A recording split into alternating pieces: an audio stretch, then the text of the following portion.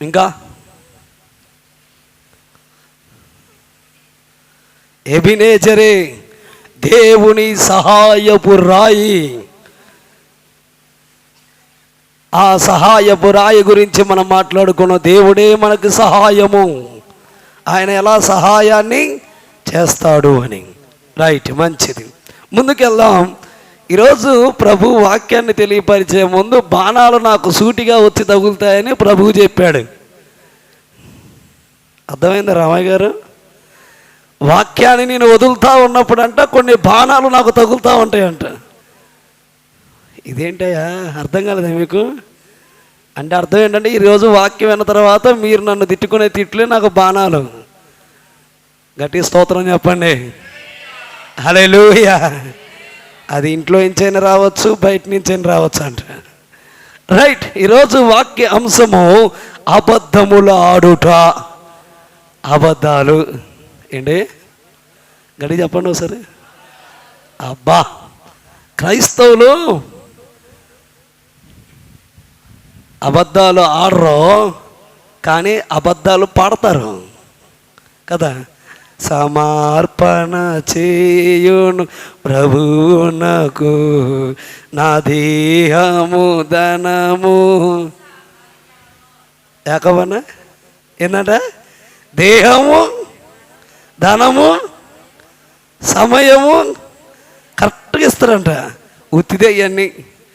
Church ఊడ్చేటప్పుడు ఒకవేళ ఏదన్నా గుచ్చుకుందనుకో, అమ్మో ఇంకా అసలు చర్చి ఓడటమే ప్రమాదం మనకి. ఏదైనా పని చేసేటప్పుడు చిన్న రాయి గుద్దుకుందనుకో, వామ్మో ఇదేదో అపశకునం, అసలుకి పని చేయటమే. అర్థమైందా? అందుకని అబద్ధాలు ఆడరంట, కానీ అబద్ధాలు పాడతారంట. నా ప్రాణమున్నంత వరకు నీ మట్టిలో, ఎక్కడికి? మట్టిలో పెట్టెలో పెట్టి మట్టిలో పెట్టే వరకు వదిలిపోనాయా నిన్ను అంటారు. ఉత్తిదే. ఈరోజు 150 కాకుండా 300 రూపాయలు ఇస్తే ఇక్కడ ఎవరు ఉండరు. ఏంటిది? కూలి. అందరు కాదులేండి, కొంతమంది. బైబిల్ చెప్తుంది, వారి కడుపే వారికి దేవుడు, వారి పనే వారికి. అట్టనమాకండి. మన దేవుడు వాక్యమై ఉన్న దేవుడు, వాక్యమై ఉన్న దేవుడు. హల్లెలూయా. మంచిది. చూడండి ఒకసారి యోహాను సువార్త 8వ అధ్యాయం 44వ వచనం. యోహాను సువార్త 8వ అధ్యాయం 44వ వచనం. ఒక్కలు చదవండి. వారిలో కొందరు 8:44 అది మీరు మీ తండ్రి యగు అపవాది సంబంధులు, మీ తండ్రి ఆది నుండి నరహంతకుడై ఉండి సత్యమందు ఏందంట? దేంట్లో? అది చదువు. సత్యమే లేదు, ఆడు అబద్ధమాడు చాలు. బైబిల్ చెప్తున్న మాట, అబద్ధములకు జనకుడు ఎవర్రా అంటే ఒకే ఒక్కడు, అపవాది. హల్లెలూయా. అపవాది అబద్ధానికి జనకుడు అంటే తండ్రి. ఈరోజు నేను అంటాను, మీకు తండ్రి ప్రభువా అపవాదా? ఓ, ఇలా అంటే అర్థం కాదు, మీకు ఇంకోలా చెప్తాను. మీకు దేవుడా తండ్రి, దయ్యమా తండ్రి? బా, పిడి సుందర్రావు గారి మాట ఒకటి గుర్తొచ్చింది నాకు ఈ పూట. ఏంటిదండి? దేవుడున్నాడు జాగ్రత్త, జయశాలి ఉన్నాడు జాగ్రత్త అని టైటిల్ పెట్టేవాడు ఆయన. అంటే అర్థం ఏంటి? పైన దేవుడున్నాడు జాగ్రత్తగా ఉండు, కింద సేవకుడైన పిడి సుందర్రావు నేనున్నా జాగ్రత్తగా ఉండు. అర్థమైందా? అంటే దైవ సేవకుడికి అంత అధికారం ఉంది. ప్రసంగాలు కూడా ఆయన అంటే చెబుతాడు. ఓకే, అది పక్కన పెడదాం. ఇప్పుడు చెప్పండి, మీకు దయ్యమా తండ్రి, దేవుడా తండ్రి? మరి అట్టయింది, మరి ఎటు జరుగుతుంటే ఎటు కష్టం కదా. అబద్ధములాడు స్వభావము ఉన్నవారందరూ సాతాను కానీ సంబంధులని, అగో తండ్రి ఆయనే అని బైబుల్ చెప్తుంటే మీరేమంటున్నారు? మాకు దేవుడే తండ్రి అంటున్నారు. నేను అంటాను, ఈరోజు ప్రసంగం అయిన తర్వాత ప్రాణం పోతున్నా, కత్తి పీక మీద పెట్టినా అబద్ధం ఆడకుండా ఉంటే ఖచ్చితమైన నిరీక్షణ కలిగిన ఆధారముగు పరలోక పురికి, ఆ పరలోక రాజ్యానికి తండ్రి మనకి తండ్రి అగునుగు ఆక. హల్లెలూయా.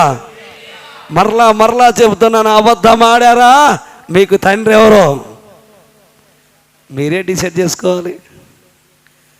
ఏమన్నా చిన్న అబద్ధం ఆడాల్సిన అవసరం ఏముంది? అంత అవసరం మనకి? చూడండి ఒకసారి, సామెతల గ్రంథము 6వ అధ్యాయం 16వ వచనం. 6:16.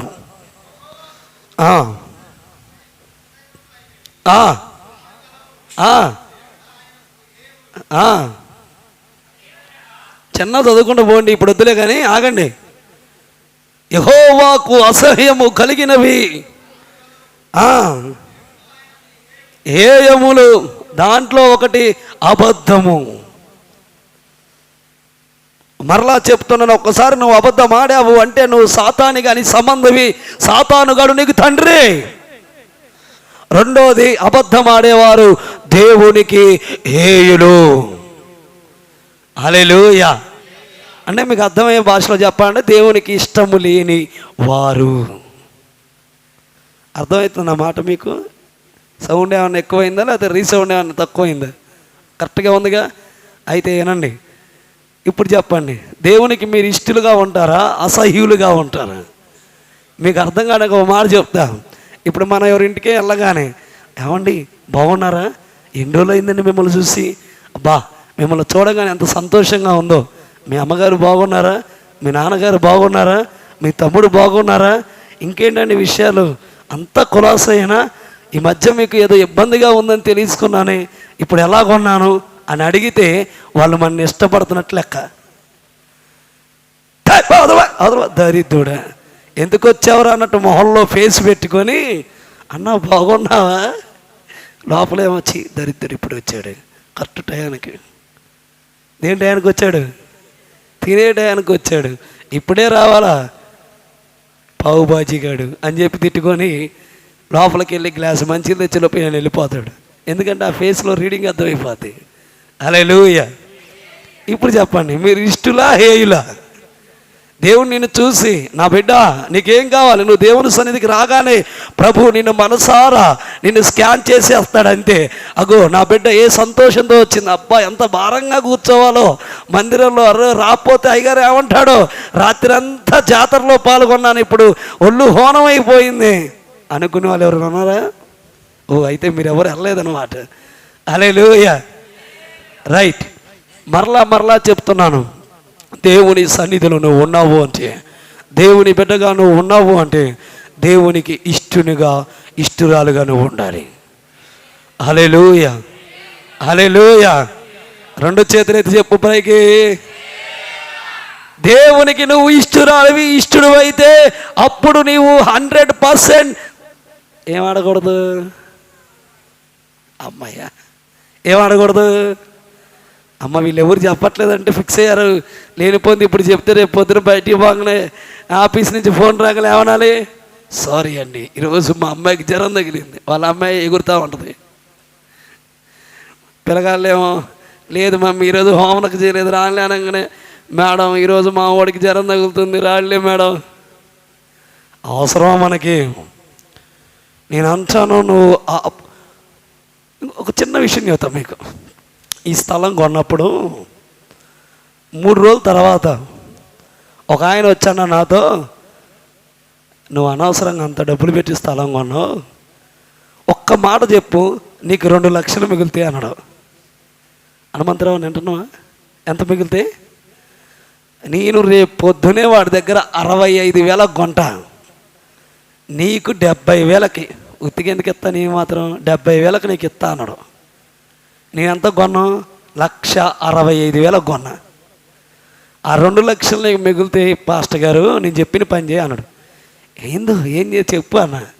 ఏం చేయొద్దు, నువ్వు వెళ్ళి సర్పంచ్ దగ్గరికి వెళ్ళి ఒకే ఒక్క మాట చెప్పు, నాకు డబ్బులు దొరకలేదు, నేను ఇచ్చిన భయాన నాకు ఇచ్చేయండి, నేను డబ్బులు కట్టలేవను అని ఒక్క మాట చెప్పాను. ఎంత వస్తాయి ఒక్క మాట చెబితే? సర్పంచో వార్డు కౌన్సిలర్ ఎవరో ఒకరు నించోనో కూర్చోనో నా డబ్బులు నాకు 40,000 ఇచ్చినా 40,000 నీకు ఇప్పిస్తారు, రెండో రోజే నేను నీకు 70,000కి అమ్ముతా, నీకు మంచిగా 2 లక్షలు మిగిలితే ఎందుకు పోగొట్టుకుంటావు అన్నాడు.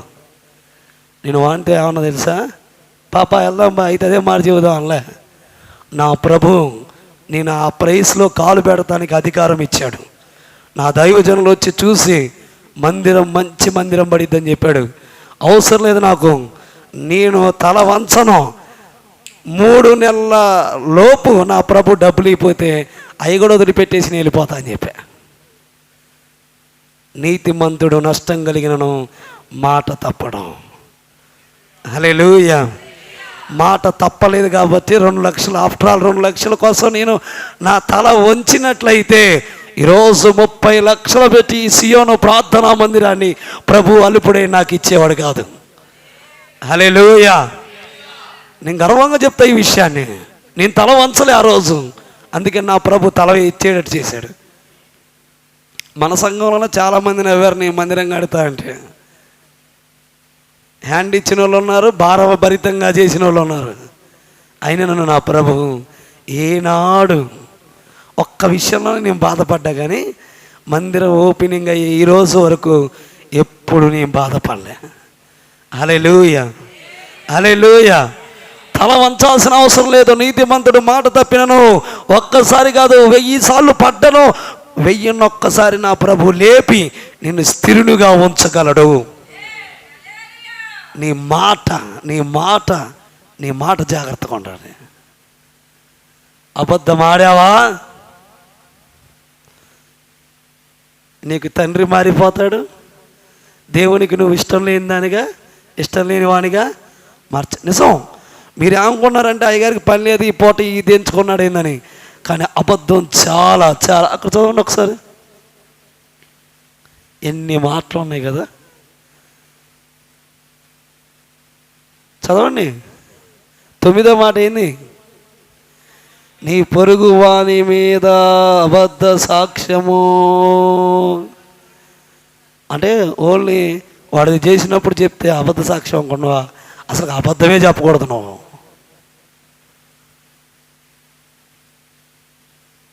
చెప్పావా నీ తండ్రి మారిపోతాడు.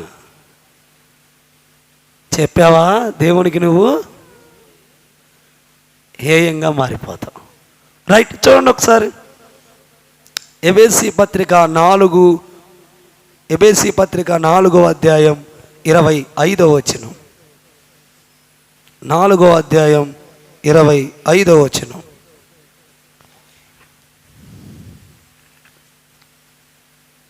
చదువు రజనీ అక్క.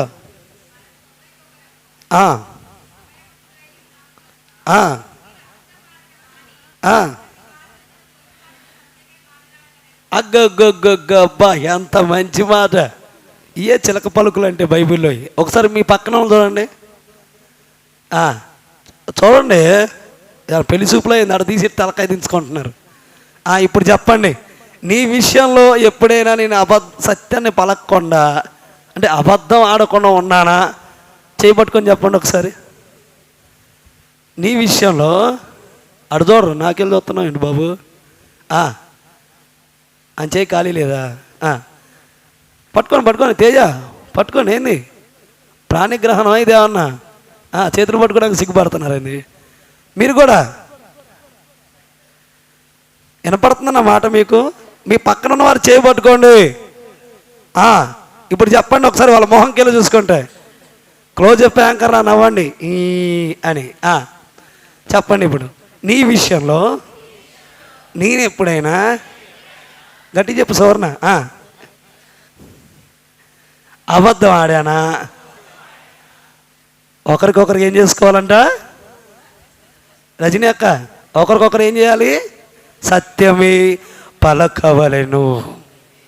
హల్లెలూయా. ఏంటమ్మా ఈరోజు ప్రార్థనకు వస్తావా?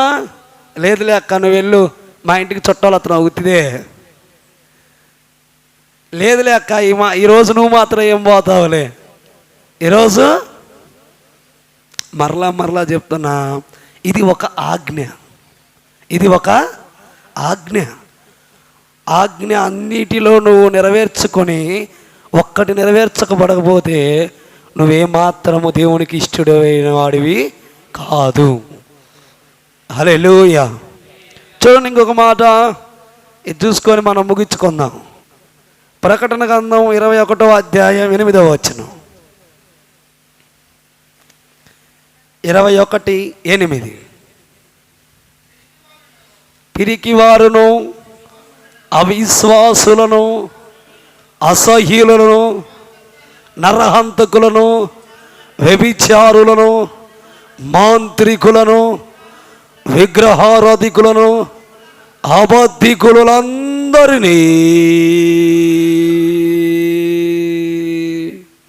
ఎక్కడంట? అగ్నిగంధకులతో మండుచున్న అగ్నిగుండములో వేయబడును. ఏందయ్యా? పాలు పొందేదేమో. ఇది 2వ మరణం. ఇంక చాలే. మొదటి మరణమేమో శారీరక మరణం, రోగం వచ్చో, ఇబ్బంది వచ్చో, కరువు వచ్చో, నష్టం వచ్చో, నువ్వు చచ్చిపోయో, లేకపోతే రైలు కింద పడో, ట్రాక్టర్ కింద పడో, లేకపోతే బాయిలో దూకో, బిల్డింగ్ దూకో, ఆత్మహత్య చేసుకోవడం, మొత్తానికి చచ్చిపోతావే, అది మొదటి మరణం. 2వ మరణం ఏంటో తెలుసా? నువ్వు వ్యభిచారం చేసినా, నరహత్య చేసినా, అబద్ధం ఆడినా, మాంత్రికులు లేరులే ఇక్కడ, ఉంటే ఎప్పుడో పటాష్ అయిపోయేవాళ్ళు.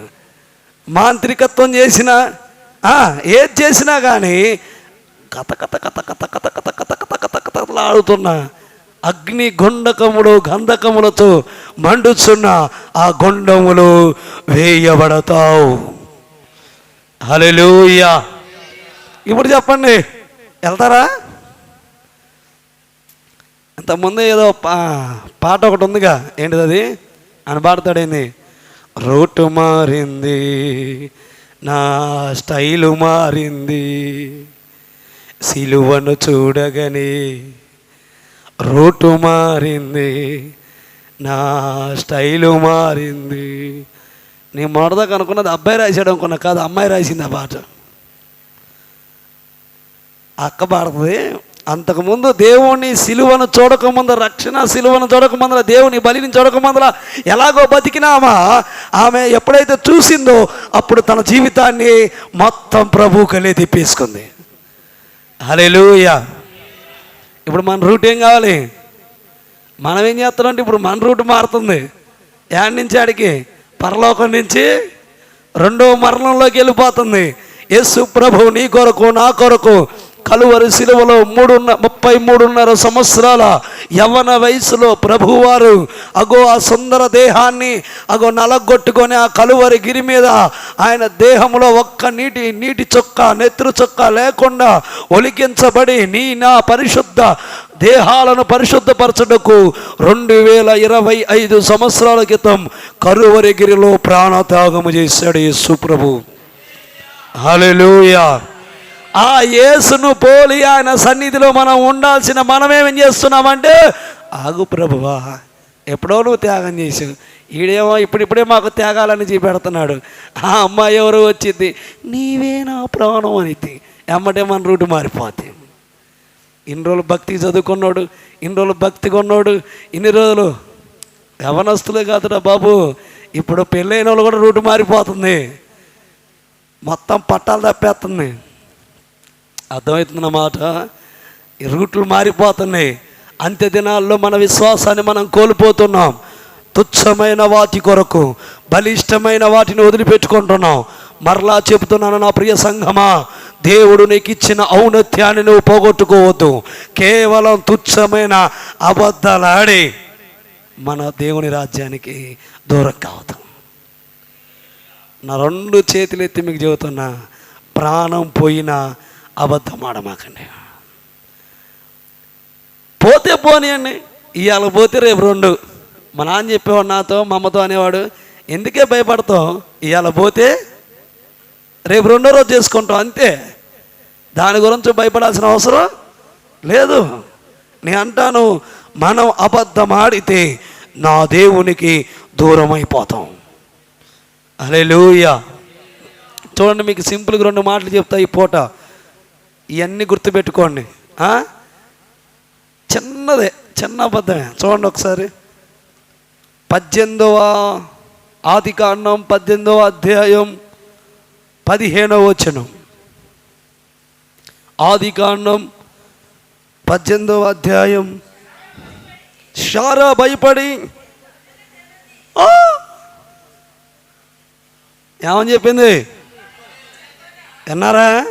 ఏమని చెప్పింది? ఐ డోంట్ నాట్ స్లీప్, అంతేనా? ఏమన్నది? స్మైలా, స్లీపింగా? స్మైల్. నేను నవ్వలే. పుష్పమ్మ గారు, మీరు అన్న మాటకి నేను దేవుళ్ళతో చెబుతుంది. దేవుడే వచ్చి విందు ఆరగించి ఆతిథ్యం ఇచ్చిన వారి గృహానికి దీవెన వచనం పలుకుతున్న సమయంలో శారా నవ్విందంట. ఆయనకి తెలియకుండా సర్వాంతర్యామికి, ఎందుకమ్మా నవ్వావు శారా అంటే, నేను నవ్వలే. మీరు కనుక అంటారుగా, నేను ఎప్పుడు అబద్ధం ఆడాయండి? చిచి, నేను అబద్ధమే ఆడలే. అబద్ధం ఆడకుండానే మనం ఈరోజు ఇక్కడ ఉన్నామంటే అది నన్ను అడిగితే చాలా ఇప్పుడు చేయలేపుదురే. శారా లాంటి అబద్ధాలు ఆడిన వాళ్ళు ఎంతమంది ఉన్నారు? ఉన్నోళ్ళందరూ చేతులు ఎత్తనంటే అందరు లేపాల్సిందే, నాతో సహా. మళ్ళీ నేనెందుకు మళ్ళీ పరిశుద్ధులని చెప్పుకోవటం? ఏం పొలరా అన్న? శారా లాంటి అబద్ధాలు. పొద్దునే ఇసాగాని కొట్టబుద్ధి అయింది, టప్ అని ఒకటి బీకే. మా అమ్మ అంటది, ఏంది ఎట్ట కొడుతున్నావు అంటది. లేదులే అంటే ఆల్రెడీ వాడి తలకాయ మీద ఒక ఏంటిది, దాన్ని ఏమంటారు, మిక్చర్ యొక్క కారపూస యొక్క పలుకు ఉంది, అది దులిపినట్టు దులిపెట్టినాను ఒకటి బీకే. మా అమ్మ అంటది, మరి ఎందుకు వాడినే కొడతావు పొద్దు ఊగులు అంటది. ముద్దు వచ్చినప్పుడు కొట్టబుద్ధి అయింది అంతే. నేను అన్నా, కాదులే దులుపుతున్నాలే అన్న. మరి శారా లాంటి అబద్ధాలంటే ఇవే మరి. హల్లెలూయా. రైట్, మళ్ళీ ఒప్పుకోవాలి, లేకపోతే నాకు శిక్షే. హల్లెలూయా. నేనైతే ఒప్పుకుంటాను. సచ్చే లోపన్న, సాయంత్రం సూర్యుడు వచ్చే లోపన్న, సాయంత్రం వస్తాడా మరి చూస్తారా, సూర్యుడు పొయ్యే లోపన్న నేను ఏదన్నా అబద్ధం ఆడినా, పొరపాటున నేను ఏదైనా కోపడ్డా ఒప్పుకుంటా. మనుషుల దగ్గర ఒప్పుకోకపోయినా నా పరమదేవుని దగ్గర ఒప్పుకుంటా. వాళ్ళు నన్ను క్షమిస్తారో తెలియదుగా ప్రభువా, నువ్వే నన్ను క్షమించని ఒప్పుకున్నాకే ప్రార్థన చేసుకుని పడుకుంటా, లేకపోతే నిద్రపట్టి చావదు మనకి. హల్లెలూయా. రైట్. శారా లాంటి అబద్ధాలు ఎవరైనా ఆడారా? గుర్తెచ్చుకోండి ఇప్పుడే. నాకు ఒక రోజు మీటింగ్కి వెళ్ళి వస్తాను, బండి మీద వస్తుంటే నేను ఎప్పుడో చిన్నప్పుడు చేసిన ఒక తప్పు గుర్తొచ్చింది. ఎమ్మటే బండి మీద డ్రైవింగ్లోనే కళ్ళు మూసుకొని, ప్రభువా అలాంటి తప్పులు ఇప్పుడు చేయకుండా చేసావయ్యా, దాన్ని బట్టి నీకు స్తోత్రం, ఆ రోజు తెలియకుండా చేసా, అందుకే నన్ను క్షమించు అని ప్రార్థన చేసుకున్నా. మీకు ఎన్నోసార్లు చెప్పా, వీళ్ళందరూ కొత్తగా బాప్తీసం తీసుకున్నప్పుడు ఒక గదిలో, బుజ్జక్కోళ్ళ ఇంట్లో ఒక గదిలో ప్రార్థన చేసుకుంటున్నాం. ఎప్పుడో నా చిన్నప్పుడు నా పక్కనోడు నోట్స్ తీసుకొని దాంట్లో పేజీల ఆట కోసం అని, నా పేజీలు తీస్తే మళ్ళీ మేము కొనుక్కోలేము నోట్స్ అని చెప్పి, వాడి పుస్తకం ఎంతలా ఉంటుందని చెప్పి వాడి పేజీలన్నీ చించి నా బ్యాగులో పెట్టుకునేవాడిని. అది గుర్తొచ్చింది నాకు ప్రార్థనలో. ఓ ప్రభువా క్షమించు ప్రభువా, ఆ రోజు తెలియక పేపర్లన్నీ తీసా కానీ నన్ను క్షమించు ప్రభువా అని ప్రార్థన చేసుకున్నాను. అన్నావా చోటు, ఏం చేయాలి? బలపాలు తీసిన, లబ్బర్లు తీసిన, ఏది తీసినా ఏం చేయాలి? అటని చెప్పి తీసుకొచ్చిన తర్వాత ప్రార్థన చేయమని కాదు, తీయకుండానే జాగ్రత్త పడాలి. హల్లెలూయా. రైట్. ఇలాగే ఎన్నో అబద్ధాలు ఉన్నాయి. ఇంచుమించుగా ఈ పూటకు చెప్పాలి అంటే 14 అబద్ధాలు ఉన్నాయి. 14 మంది అబద్ధం చెప్పిన సన్నివేశాలు చాలా ఉన్నాయి. కానీ దీంట్లో బలమైన అబద్ధాలు 3 ఉన్నాయి.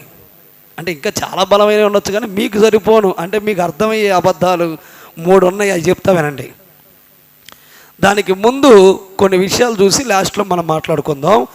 63వ కీర్తన 11వ చరణం. 63వ కీర్తన 11వ చరణం. రాజు దేవుని బట్టి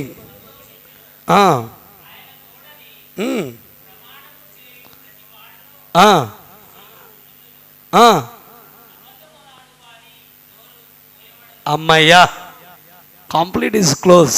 ఏంటిది? మౌత్. రజనీ అక్క ఏంటంటే అబద్ధములు ఆడు వారి నోరు. రైట్. చూడండి ఇంకొక మాట, 101:7. త్వరగా టక్క టక్క చదివితే ఆ 3 చెప్పుకొని మనం ముగించుకుందాం. మోసము చేయువాడు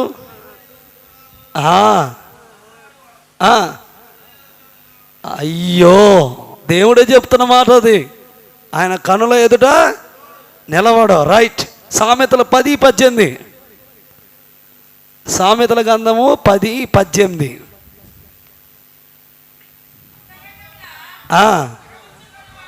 అబ్బబ్బబ్బ, ఆగండి ఆగండి ఆగండి ఆగండి. అబ్బబ్బబ్బ, భలే భలే దాని దగ్గరికి వచ్చారు మీరు. చిన్నగా చదవండి, ఒక్కరు చదవండి. బాగా చదువుతున్నాం. అంతరంగమున పగ ఉంచుకున్నవాడు అబద్ధికుడు. చాలు. పగ ఉంచుకోవటం కూడా అబద్ధంతో సమానం అంట. ఇంకా చెప్పుకుంటూ పోటీ ఈ పూట సరిపోదు, అంతా అబద్ధమే. మీకెవరి మీదైనా పగ ఉంటే, నేను ఎప్పుడు అబద్ధం అనలేదు, నేను చిన్నప్పటి నుంచి సత్యవంతుని అంటే నీకెవడి మీద అయితే పగ ఉందో నువ్వు అబద్ధం అన్నట్టే. ప్రభుకి స్తోత్రం చెప్పు ఒకసారి. దేవుడు ఎంత గొప్ప మాట ఈ పూట తెలియపరుస్తున్నాడో మీకు అర్థమవుతుందా? మీరెవరి మీద అయితే పగ పెట్టుకున్నారో, నీకు ఎవడైతే శత్రువు ఉన్నాడో వాని పేరు తలంచినప్పుడు నీకు నరాలు తెగిపోతున్నాయో. కొంతమందికి ఉడుకుతాయి కదా, వాడి పేరు చెప్పకుండా దొరకని వాడిని గొద్దాలి పడేసి అంటారు, చూసావా? అప్పుడు అంట నువ్వు లోపల అంతరంగంలో అబద్ధాన్ని పోషిస్తున్నట్టే. హల్లెలూయా, హల్లెలూయా. వాడు దొరికితే రారా నీ సంగతి చెబుదా అంటారే, అలాంటి మీద కసిగా పేకల దాకా కసి ఉందంటే నీవు అబద్ధాన్ని మనసులో పోషించి వాడు గుర్తొచ్చినప్పుడల్లా నువ్వు అబద్ధం చెబుతున్నట్లు లెక్క. అంటే ఎన్ని చెప్పావో ఇప్పటికి. హల్లెలూయా, హల్లెలూయా. నన్ను అడిగితే అయ్యా ఈరోజు మీరు 1ంటికి పోతారు, 10 నిమిషాల దాకా 1ంటికి బయటికి పోతారు, నాకు తెలియదు, కానీ ఎల్లోలోపే పగోడు మిత్రుడిగా ప్రార్థన చేసుకోండి, లేకపోతే మీరు పుట్టెడు అబద్ధాలు అన్నట్లు లెక్క.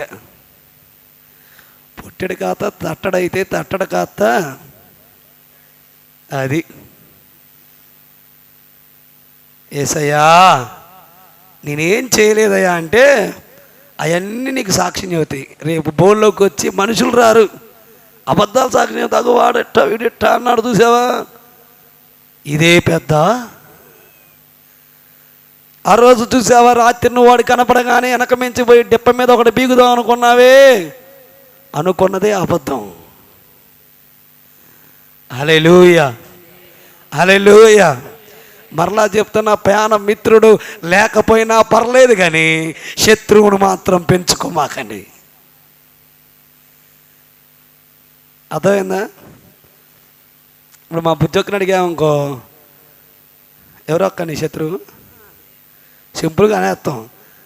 ఆ టయానికి ఏదైనా పేరుకి తగలగానే బో వాళ్ళు ఇంటే వాళ్ళు అంటూ చూసావా, అప్పుడు వాళ్ళు మనకు శత్రువుతో సమానం. ఎక్కడ? హల్లెలూయా. అర్థమైందా హనుమంతరావు? అర్థమైందా?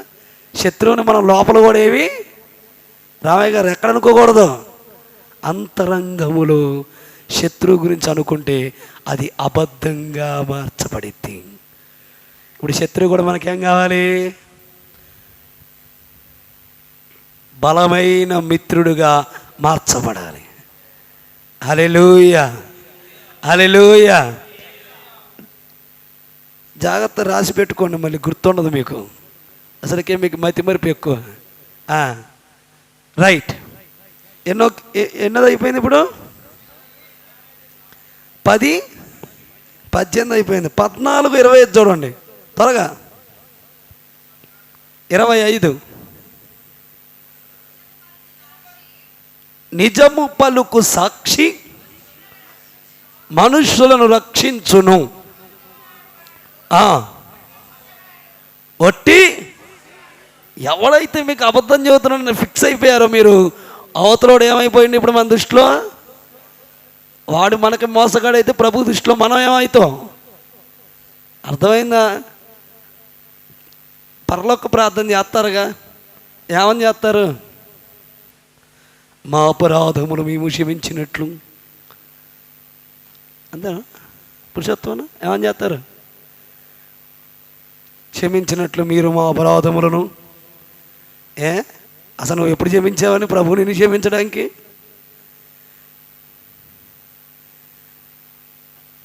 ఏ రోజైనా నీ పగవాన్ని నువ్వు క్షమించగలిగితే ప్రభు నిన్ను క్షమిస్తాడు.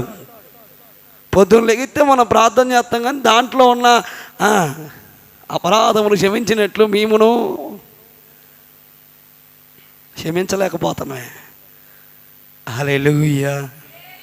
రైట్, ముందుకెళ్దాం. 9:25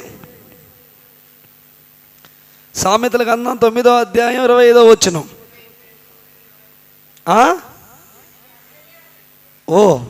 అదే 14:25 అంతేనా? 19:9 సారీ 19:5, 19:9.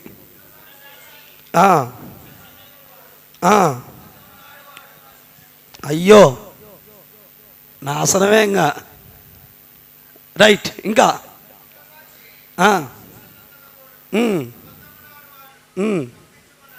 ఏంటంట? మరణము నుంచి ఎవరు తప్పించుకోలేరు,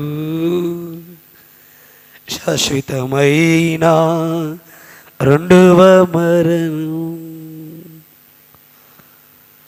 మరణపు ముల్లును విరిచినవాడు ప్రభు యేసు. రెండవ మరణం నీకేలా. హల్లెలూయా. రెండవ మరణం కావాలా వద్దా? అయితే ముగ్గురు గురించి చెప్తా అన్నా కదా, ఆ ముగ్గురులో ఒకళ్ళం అపోస్తుల కార్యగ్రంథము 5వ అధ్యాయం 4వ వచనం. తెలియని వాళ్ళ గురించి చెబితే ఈరోజు సరిపోదు, అందుకని తెలిసిన వాళ్ళ గురించే మాట్లాడుకుందాం. 5:4 చెప్పు. అదొకటే కాదు, అక్కడ మ్యాటర్ కావాలి నాకు గట్టిగా.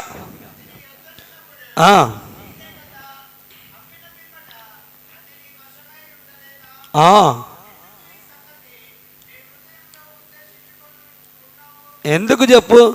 ఈ బాధ అంత ఎందుకు నీకు? అసలుకి అర్థమైందా నీకు? పేతురు గారు, అపోస్తుడైన పేతురు గారు, దేవుని రాజ్యం సమీపములో ఉన్నది, అగో దేవుని బోర మోగుపడుతున్నది, దేవుడు ఆకాశం నుంచి భూమి మీదకి రాబోతున్నాడు, దేవుడు మేఘారుడై అగో ప్రజల మధ్యలోకి నివసించబోతున్నాడు, ప్రభు తీర్పు దినము ఆసన్నమైనది, ప్రభు సన్నిధి నీకు ఆసన్నమైనది, ప్రభు రత్నవర్ణుడుగా రాబోతున్నాడు, ప్రభు రావడంతోనే సమస్తము హతమార్చబడింది, అప్పుడు మీకు యుగాంతం వచ్చింది అని అపోస్తుడైన పేతురు గారు ఆ రోజు ప్రసంగించినప్పుడు పైనుంచి కిందాక భయం వేసి, అమ్మో అపోస్తులు బోధిస్తున్నారు కదా అంటే సంఘము ఎత్తబడుతుంది. హల్లెలూయా. అరే సంఘం ఎత్తబడేటప్పుడు ఈ పొలాలు ఎందుకు, ఇల్లు ఎందుకు, మనకు ఆస్తులు ఎందుకు, బీరువాలో ఉన్న బంగారం ఎందుకే? పిచ్చి మొహమా, అమ్మి తీసుకొచ్చి అపోస్తుల పాదాల దగ్గర పెడుతున్నారు అందరూ. కట్టలు తెచ్చి పెడుతుంటే పేతురు గారు ఏం చేసుకుంటాడు? అయ్యి ఆ గోచితో ఉండి ఆయన ప్రార్థన చేసుకునేవాడు, అయినా కానీ ఆయన ఏం చేసుకునేవాడు? అననీయ సఫేరా అనేవారు ఇద్దరు భార్యాభర్తలు కూడా అయ్యో మనకి బయట హైవేలో మంచి పొలం ఉంది కదా అమ్ముకొని వద్దామని చెప్పి పోతా పోతా అనుకున్నారు. మొత్తం తెచ్చాడు పెడదాం మనకి ఎందుకే చచ్చిపోయేటప్పుడు పిచ్చి మొహమా అని పోయారు. ఆడికి పోగానే 25 లక్షలు కాస్త 2 కోట్లు వచ్చింది. ఎట్లా ఉంటుంది శివా? 25 లక్షలు ఎక్కడ, 2 కోట్లు ఎక్కడ? ఈ పిచ్చి పాస్టర్ గారు ఏం చేసుకుంటాడు అని చెప్పి కొద్దిగా లోపలికి సైడ్ వేసి ఎక్కడ ఏమో నిజంగా దేవుడు రాకపోతే ఈ 2 కోట్లు వేస్ట్ అయిపోతాయి కదా, అందుకని ఈ 2 కోట్లు కొద్దిగా అయ్యగారికి ఎవరో పేతురు గారికి తీసుకొచ్చి పాదాల దగ్గర పెడదాం అనుకొని అక్కడ రాసి ఉంటుంది ఇద్దరు ఎరుకని, అంటే ఇద్దరు అనుకొని గోడ పడుకొని. అబ్బో భార్యాభర్తలు అనుకుంటే గోడకు కూడా తెలియదు అంటే తెలుసా మీకు? పక్కింటి కూడా అస్సలు తెలియదు. ఎమ్మటే ఇద్దరు అనుకున్నారంట. మొత్తానికి 2 కోట్లు ఎంత సైడ్ వేశారో నాకైతే తెలియదులే, కానీ అక్కడ తీసుకొని వచ్చారు. తీసుకొని రాగానే పేతురు గారు మంచిగా అడిగాడా, ఇంతకీ అమ్మితిరా? ఆ మాట చెప్పినైనా కింద నుంచి పైదాకా వణికిపోవాలి. అసలు మీకు కొన్ని మాటలు అర్థం కావట్లే. దేవుడు అంటాడు, ఏమయ్యా కయ్యూను, నీ తమ్ముడైనా హేబేలు ఎక్కడా అని అడగగానే నేనేమన్నా వాడికి కావాలి వాడినా, నన్ను అడుగుతున్నావేంది అని చెప్పిండు. అట్నే ఉంటుంది ఎడ్డి సమాధానాలు. ఆదాము దగ్గరకు వచ్చి, ఆదామా ఏంటిది నువ్వు ఇచ్చావుగయ్యా, నా పక్కటెంక తీసి ఇంత పెద్ద మాంసం చేసి దరిద్రపు కొట్టి దాన్ని చేసావే, అది చెప్తే చేశా. ఏదో తిన్నానయ్యా పాపిష్టోని తప్పు చేశా అంటే అయిపోయేది. ఈరోజు మనకి ఈ శ్రమలు ఉండేవి కాదు. అర్థమైందా? చిన్న చిన్న విషయాలే మనకి ఇది లేక పెద్దది చేసుకుంటున్నాం. ఆ రోజు ఆదాము చెప్పినా అయిపోయేది, కయ్యూను చెప్పినా అయిపోయేది. ఇంకా చెప్పుకుండా పోతే చెప్పాగా 14 మంది మహాత్ములు ఉన్నారు మనం ఈరోజు ఈ శ్రమ పట్టడానికి కారణం. ఇస్కరియోతు యోధ తక్కువ తిన్నాడా? మొన్నాక చెప్పుకున్నాం మనం. పేతురు తక్కువ తిన్నాడా? ఎంతమంది మరలా చెప్తున్నా, నువ్వు అమ్మియకపోతే పని ఏమి ఆగదు అన్న తర్వాత ఇది ఉన్నా లేకపోయినా తెచ్చి పెట్టాలంతే. ఎంత సైడ్ వేసారో మొత్తానికి. ఆ మాట చెప్పగానే మా నోడికి భయం వేసింది. అయ్యో వెనకడ తెలిసిందిరా బాబు, ఎంతకే అమ్మిదిరా. మీకు అర్థం కావట్లే. సిచ్యువేషన్లో ఉంటే మామూలుగా ఉండదు. ఒకడు దొంగతనం చేసిండు అనుకో, స్టేషన్ దగ్గరకు ఆయన తీసుకెళ్ళారు అనుకో, ఎస్ఐ గారు అంటాడు, ఎరా ఆ 4వ నెంబర్ లాకర్లో పెట్టింది నువ్వేనా అనగానే వీడికి అయ్యో వీడికడ తెలిసిందిరా బాబు, అయ్యో దాంట్లో పెద్ద విలువైన సామాన్లే ఉన్నాయి, ఆ 4వ నెంబరే అంటున్నాడంటే ఎస్ఐ గారు ఏదో చూసినట్టే. పేతురుకు తెలియదు అంటారా? పోనీలే చచ్చిపోయాడు వాడు. ఎవరో అననీయ చచ్చిపోయాడు. తర్వాతకి ఎవరు వచ్చింది? సఫీరా వచ్చింది. రాగానే అటు ఇటు చూసింది, ఏడ కంపట్లే. యజమాని పోయింది, నించుంది. హలో వింటున్నారా? ఏమని చెప్పాడు తెలుసా? పేతురు గారు మళ్ళీ అడుగుతున్నాడు, ఎంతకే అమ్మితిరా? లేదు గారు, తెచ్చిన డబ్బులు మొత్తం మీ పాదాల దగ్గర పెట్టేసినాం, ఇంతకే అమ్మితివి. అయితే నీ భర్త ఈడ్చుకెళ్ళిన ఆ వాకిటే నీవు కూడా. చదవండియా, నేనేదో సొంత మాటలు చెబుతున్నా అనుకుంటారు.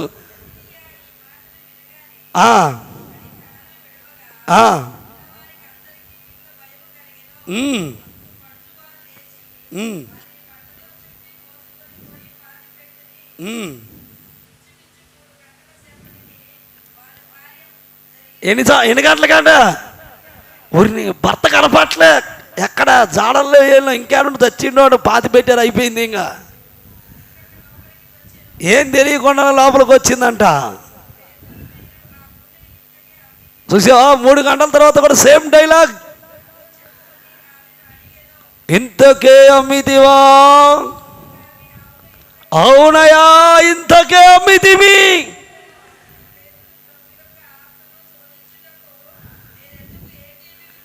నువ్వు అబద్ధమాడితే ఎవరిని శోధించినట్లు, నువ్వు అబద్ధమాడితే నువ్వు ఏకీభవించి అబద్ధమాడితే ఎక్కడ ఇద్దరు కూడుకొని గూడుపుటాన్ని చేసుకొని భక్తులైన వారు దేవుని నామాన్ని అవమానపరిచినట్లు అబద్ధమాడితే అంట దేవుని ఆత్మను శోధించినట్లంట.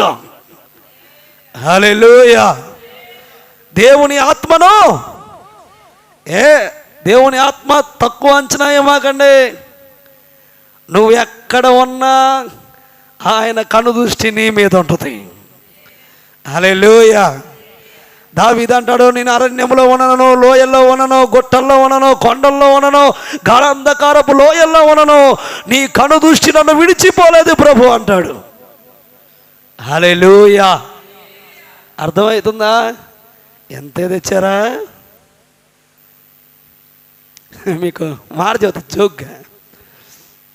నేను కూడా ఏం చేస్తా అంటే, ఎవరైనా నాకు దశంభాగం ఇస్తారు కదా, ఇచ్చిన తర్వాత మళ్ళీ ఫోన్ చేస్తా వాళ్ళకి. నేను ఫోన్ చేసి నాకు ఇచ్చేది అంతమందిలో ఒక 4 5 ఉన్నారు అంతే.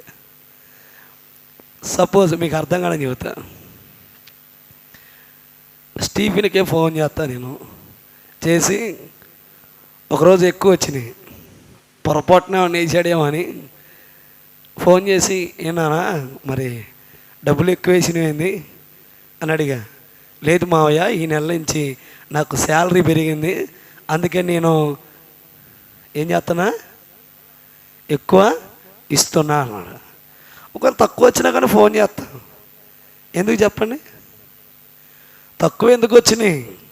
ఒకవేళ అక్కడ ఏదైనా పొరపాటు జరిగిందా, లేకపోతే నీకేమైనా నష్టం తగిన శాలరీ తగ్గిందా? ఇప్పుడు రాకేష్ గారికి వచ్చేది దాంట్లో ఇప్పుడు రాకేష్కి సగం డబ్బులు వస్తున్నాయి. ఆయన చేత ఈరోజు సగం అయింది. ఉండటానికి కూడా వాడికి ఇబ్బంది అవుతుంది. ఆయనను నమ్మకంగా వాడి దశంభాగం తీసి ఇవ్వటాన్ని బట్టి ప్రభు వాని కుటుంబాన్ని ఎలా ఆదుకోవాలో అలా నడిపిస్తున్నాడు. హల్లెలూయా. ఓకే, వాడి కష్టంలో ఉంది, లేదన్న నాకేమీ రాలేదన్న నేనేం చేయలేము. నేనేం చేయగలిగినప్పుడు, ప్రభువా నా బిడ్డకి డబ్బులు కొదువుగా ఉంది, వాడు కష్టాల్లో ఉన్నాడు, వాడు శ్రమంలో ఉన్నాడు అని ప్రార్థన చేయగలను. కానీ కార్యం చేసేది ఎవరో తెలుసా నీకు? దేవుని ఆత్మ ప్రార్థించక ముందే అక్కడికి వెళ్ళి పరిస్థితిని మార్చగలదు. హల్లెలూయా. హల్లెలూయా. మీకు ఒక ఉదాహరణ నేను చెప్పగలుగుతున్నాను, కానీ ప్రతి విషయంలో నీతో ఉన్న దేవుని ఆత్మ నువ్వేమి నిర్ణయించుకుంటున్నావో, నీ మనసులో ఏముందో అన్నిటినీ ఎరగగలగదు దేవుని ఆత్మ. హల్లెలూయా. ఇప్పుడు ఉదాహరణ చెప్తున్నా, మళ్ళీ ఎవరు సీరియస్ అవ్వమాకండి నా మీద. ఇప్పుడు ఇంటి దగ్గర నుంచి వచ్చేటప్పుడు దానియేలు గారు శశి ఇద్దరు అనుకుంటారు, నేను కాలేజీ నుంచి వచ్చేటప్పుడు మా ఫ్రెండ్ నాకు 5,000 గిఫ్ట్ ఇచ్చాడు. పుష్పమ్మ గారు ఉన్నారు అక్కడ. ఎంత? 5,000 గిఫ్ట్ ఇచ్చాడు.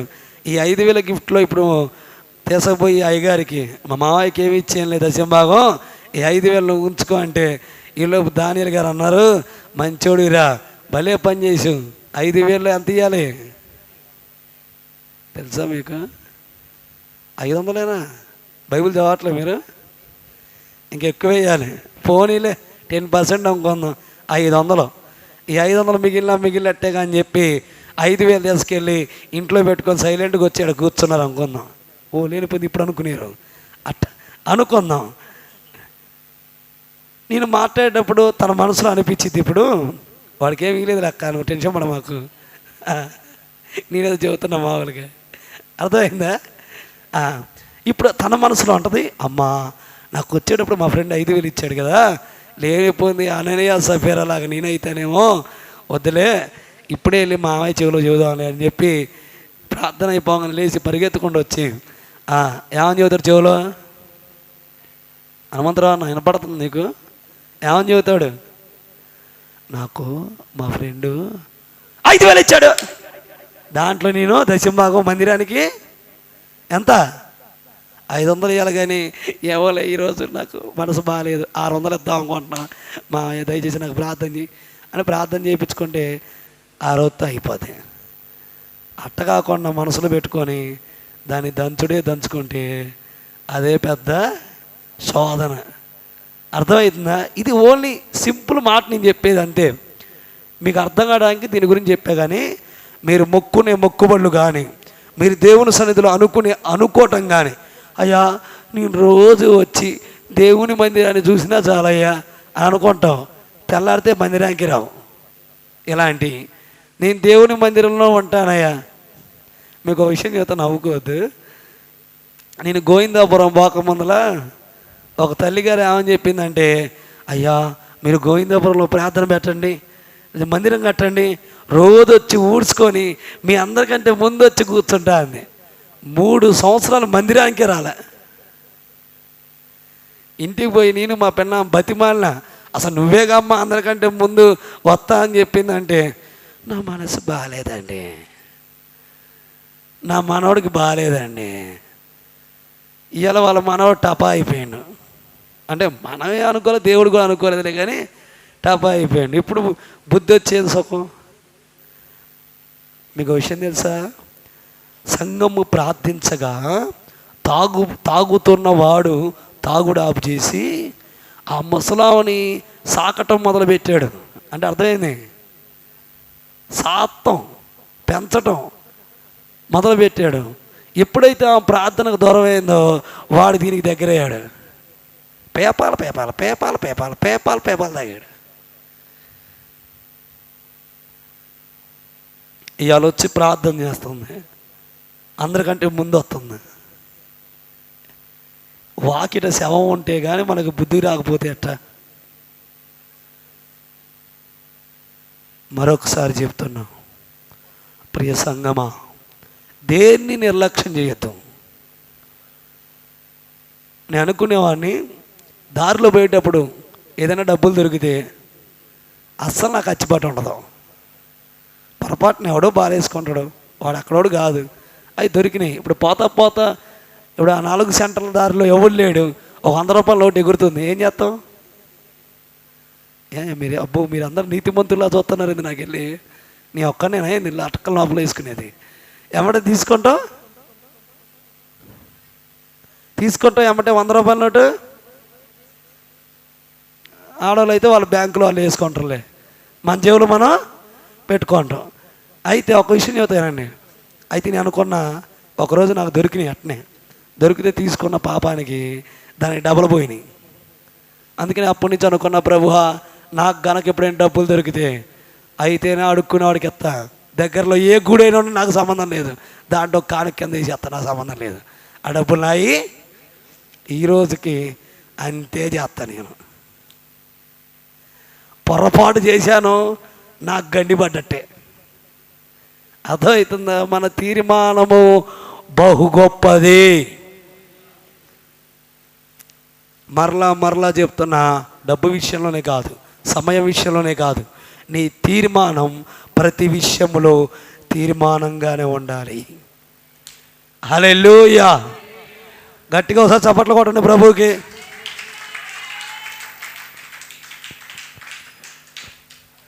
ఇంకోటి చెప్పమంటారా వద్దంటారా? చెప్పమంటారా? అబ్బో మీరు మంచి ఆసక్తి కొన్నారే. మీకు తెలిసింది చెప్తా చూడండి. రాజుల 2వ గ్రంథము 5వ అధ్యాయం 22వ వచనం. రాజుల గ్రంథము 5వ అధ్యాయం 22వ వచనం. నా యజమానుడు నా చేత వర్తమానము పంపి ప్రవక్తల శిక్షలలో 2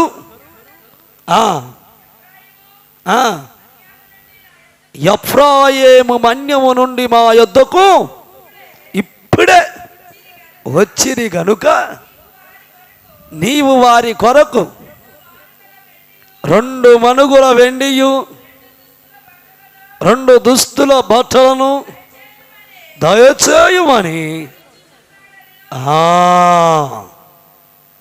ఇంక ఈ కథ అంతా మనకు తెలుసు, అందుకనే ఇది చదివిచ్చా. మళ్ళీ వేరే దాంట్లోకి వెళ్తే లేట్ అయింది. ఏమంటున్నాడు మీకు అర్థం కాడని చెప్తా. మళ్ళీ ఎవరు ఏమనుకోమాకండి, నేను అర్థం కావడానికి కొంతమంది పేర్లు ఉపయోగిస్తా. ఎందుకంటే బయటికి వెళ్తే ఇప్పుడు రాము లోపల ఉన్న వాళ్ళు అయితేనే తొందరగా అర్థమైంది. వద్దులే, నా గురించి నేను చెప్పుకుంటా, మళ్ళీ ఎందుకు లేనిపోయింది.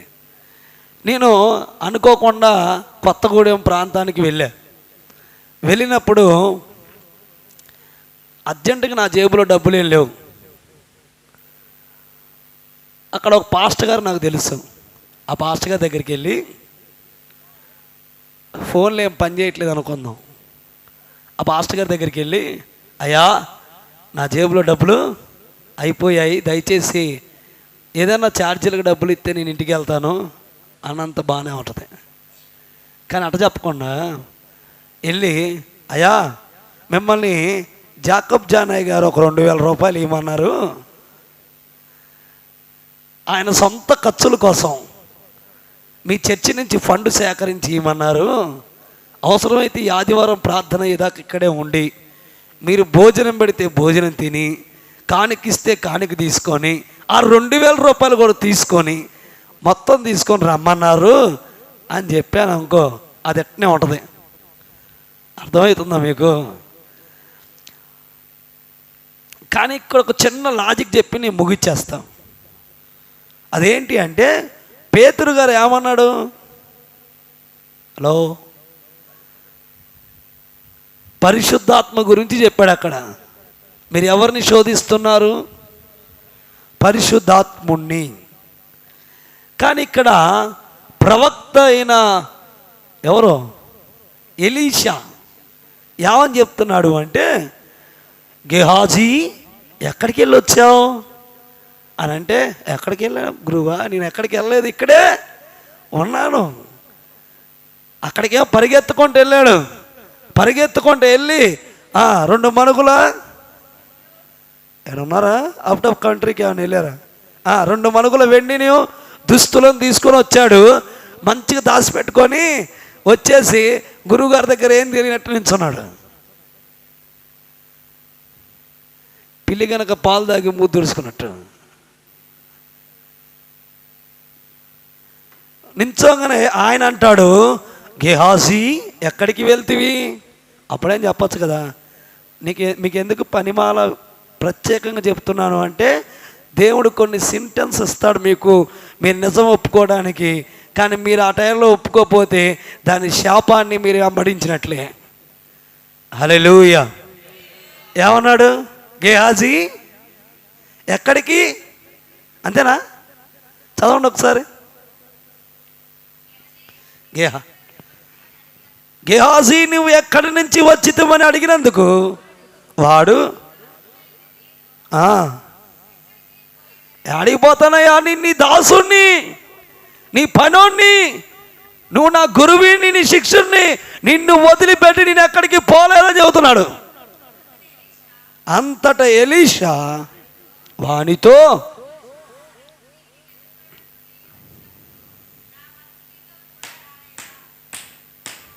అర్థమవుతుందా మీకు?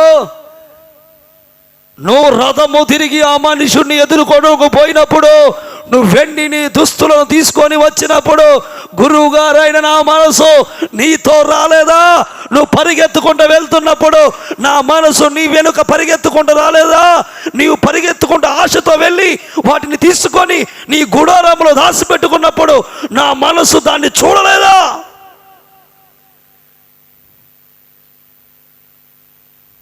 ఎయిర్టెల్ ఒకటి ఒకటి సిగ్నల్ ఉంటుంది, ఏంటిది అది? Wherever you go I follow. హచ్చోడిదా? ఎవరిదయ్యా? హచ్చు కుక్క పిల్ల ఒకటి తిరుగుతూ ఉంటుందిగా వడంకాల. వడాఫోనా? ఏంటిదో చెప్పు ఒకసారి. వేరెవరు యు గో ఐ ఫాలో అని ఒక్కొక్క పిల్ల వాడు వెంకాల తిరుగుతూ ఉంటుంది. నువ్వు ఆడికేం పోరా బాబు, నిన్ను వదిలిపెట్టనని. మీకు తెలుసా, మీరు ఎవరైతే ఆరాధిస్తున్నారో, ఎవరినైతే పూజిస్తున్నారో, ఎవరినైతే నువ్వు దేవునిగా అని నువ్వు కొలుస్తున్నావో, ఆ దేవుని మనసు నీతో లేదా? నువ్వు ఎక్కడికి వెళ్ళినా వచ్చేది. ఎక్కడికి వెళ్ళినా వంటగదిలో వంట చేసేటప్పుడు వచ్చేది, బెడ్రూమ్లో నిద్రపోయేటప్పుడు ఉంటుంది. ఆఖరికి నువ్వు బాత్రూంలో నువ్వు చేయాల్సిన పనులు చేసేటప్పుడు కూడా.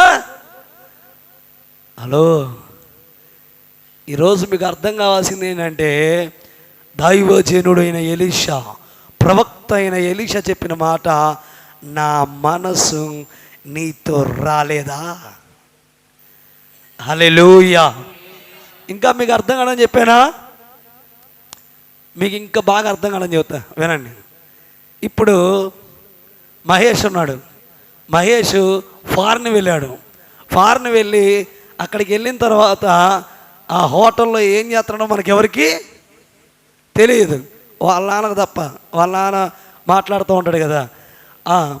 అయితే ఒకరోజు నాకు కూడా చూపించాడు, ఇదేంట్రా బాబు మీసాలు మొత్తం తీసేసావన్నా. నేను అంటే ఇక్కడ ఇలాగనే ఉండాలి అన్నాడు. అర్థమవుతుంది అన్నమాట. మనం వాట్సాప్ కాల్లో చూసి మాట్లాడటం కాదు, మనసు నీతో రాలేదా? హల్లెలూయా, హల్లెలూయా. అది ఎప్పుడైతే తెలుసా?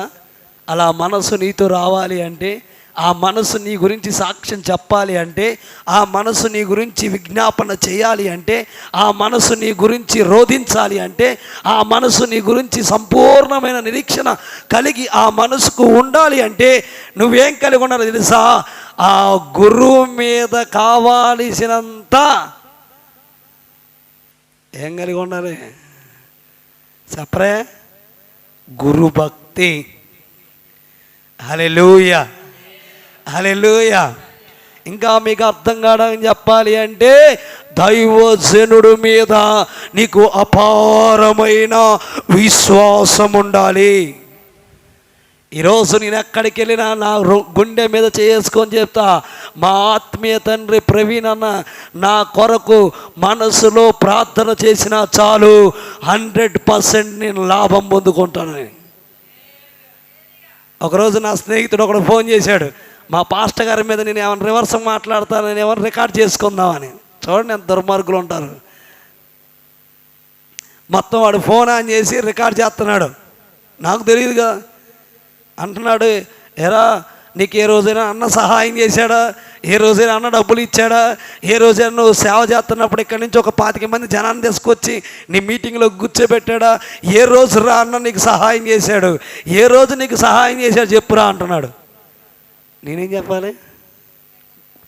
పురుషత్వం అన్న ఇంకో అద్భుతమైన విషయం చెప్పానా? పక్కన మా పాస్టర్ గారు ఉన్నాడు, మా ఆత్మీయ తండ్రి, స్వీకరిస్తున్నాడు. వాడికి వాడేమో మంచోడు, నేనేమన్నాను తెలుసా అక్క? తెలుసా? వాడంటున్నాడు పైపెచ్చు, ఎరా నేను కూడా సేవకి వెళ్దాం అనుకుంటున్నా, నేను కూడా సంఘం కడదాం అనుకుంటున్నా, నాకు ఒక కళ వచ్చింది అంటున్నాడు. నేను ఓ నిజమరా? ఊరే భలే పని అయిందిరా. అయితే ఐపీసీకి ట్రైనింగ్కి వెళ్ళిరా, అక్కడికి వెళ్తే నువ్వు మంచి సేవ చేస్తామని నేను చెబుతున్నా. మొత్తానికి బురుడి కొట్టించి లాస్ట్లో అంటున్నాడు, అన్న ఏ రోజైనా నీకు డబ్బులు ఇచ్చాడు రా, నేను సేవకు వస్తే నాకు మాత్రం ఏం సహాయం చేస్తాడు అన్నాడు. నేను అన్నాను, అన్న ఇస్తాడో లేదో తెలియదు కానీ ప్రభు ఇస్తాడు. హల్లెలూయా. మా పాస్టర్ గారికి మాకు మహా అయితే ఒక 10-12 సంవత్సరాలు తేడా, అంతే. ఓ 15 సంవత్సరాలు తేడా ఉంటుంది అంతే. అందుకే మేము అన్నయ్య పిలుస్తాం చిన్నప్పటి నుంచి. అయితే నేను అన్నాను, అన్న మనసు పెట్టి ప్రార్థన చేసి ₹1 నీకు ఇస్తే అది 1000 రూపాయలతో సమానం అని చెప్పా. కొట్టు గట్టికి చప్పట్లు. ఈ రోజుకి నేను చెప్తా, మా అన్న, మా ఆత్మీయ తండ్రి, మా పాస్టర్ గారు మనసు పెట్టి, ఆయన మోకరించాల్సిన అవసరం కూడా లేదు, ఆయన మనసు పెట్టి నా కోసం ప్రార్థన చేస్తే ఇక్కడ నాకు ఏది అవసరమో అది నా ప్రభు ఇవ్వగలడు. హల్లెలూయా. నాకు ఆ నమ్మకం ఉంది. మీకుందా నమ్మకం? మీకుండాలి. ఉన్నప్పుడే నా మనసు మీకు సాక్షిగా ప్రభు దగ్గర ఉంటుంది. హల్లెలూయా. మీకు అద్భుతమైన విషయం చెప్పనా? ఇది చెప్పగానే మీరు చప్పట్లు కొట్టకపోతే మీరు మనుషులు కదా అసలుకి. ఏందో తెలుసా? ఇంత మందిరం కట్టినాం కదా, పునాదులు వేసిన నాటి నుంచి కింద మట్టి తీసిన కాడి నుంచి 100 మంది సేవకులు వచ్చి ఇక్కడ ప్రార్థన చేశారు. అద్భుతమైన విషయం చెప్పానా, ఈ ప్లేస్లో ఉండి ప్రార్థన చేసింది నా ఆత్మీయ తండ్రి మాత్రమే. రియల్. నేను అప్పుడు నా ప్రభువుకు చెప్పా, అన్నతో కూడా చెప్పా, ఇంతమంది వచ్చారన్నా, కానీ ఎవ్వరూ బలిపీఠం ఉన్న ప్లేస్లో ఉండి ప్రార్థన చేయలే, నువ్వు అమ్మగారే బలిపీఠం ఉన్న ప్లేస్లో ఉండి ప్రార్థన చేశారని చెప్పా. జాకబ్ జానయ్య గారు కూడా